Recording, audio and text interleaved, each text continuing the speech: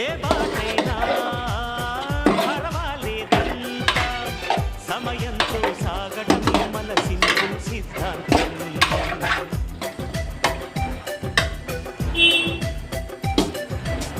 చిరుగాలికి పరిమళమిచ్చే సిరిమల్లెల వనమై ఉందాం. గగనాన్ని నేలను కలిపి హరివిల్లుల బంతెన అవుదా. ఆనందం అంటే అర్థం మనమంతా. ప్రతి పూట పాటై సాగే హుషారు సరిగమలో. ఎన్నో ఎన్నో రాగాలుండే సంగీతం కాదా చల్లకి